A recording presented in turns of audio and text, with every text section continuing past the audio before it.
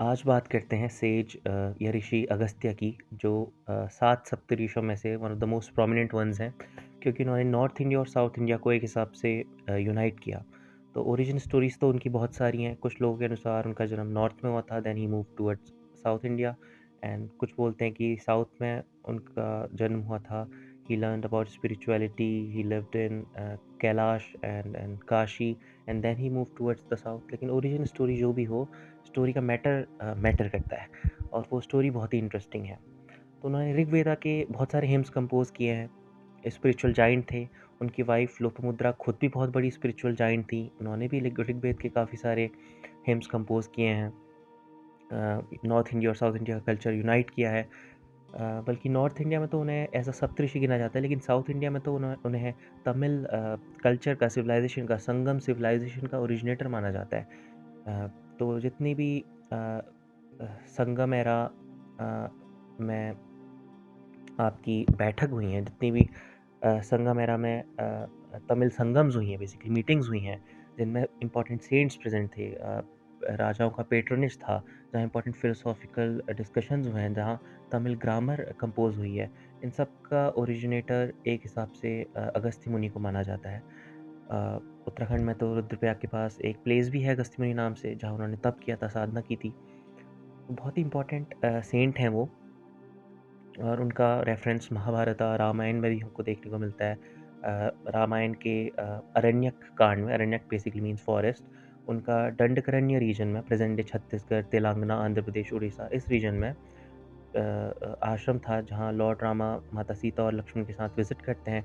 वहाँ उन्हें अधर्मा के खिलाफ, रावण के खिलाफ फाइट के लिए ब्लेसिंग्स देते हैं।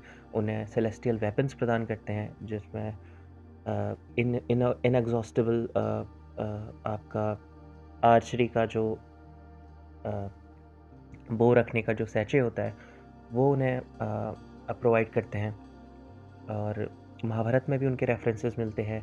महाभारत के वन पर्व में, उनके वन कांड में उनके रेफरेंसेस मिलते हैं। तो एक बहुत ही इंपॉर्टेंट ऋषि हैं जिनका बहुत इंपॉर्टेंट रोल रहा है नॉर्थ इंडिया और साउथ इंडिया के कल्चर को यूनाइट करने के लिए। एंड उन्होंने तमिल ग्रामर को कंपोज किया, उसके ओरिजिनेटर हैं। तमिल में जो सिद्ध ट्रेडिशन है ट्रीटमेंट का, हीलिंग का, उन्होंने उसको ओरिजिनेट किया। कई सारे साइंटिफिक डिस्कवरीज उनके नाम पे हैं। अ, और कलरीपायटू जो तमिलनाडु का एंशिएंट मार्शल आर्ट है, उनका ओरिजिनेटर भी उन्हें माना जाता है।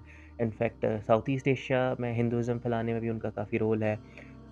कंबोडिया, वियतनाम में जो जितने भी टेम्पल्स हैं, वहाँ आपको टेम्पल के एंट्रेंसेस में लॉर्ड शिवा के साथ अगस्त्य मुनि के स्टैचूज़ भी दिखेंगे।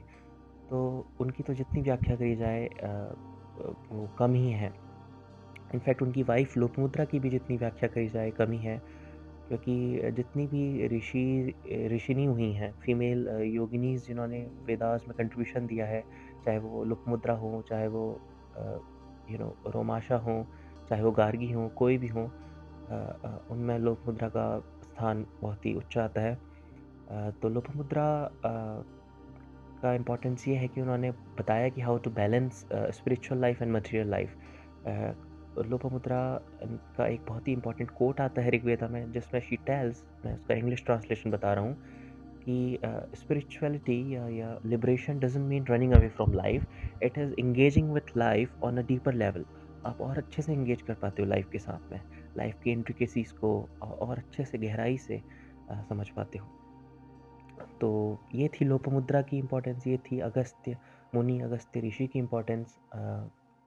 तो I found this really really interesting and I hope you also found this really interesting, अगर आपको नहीं पता था तो।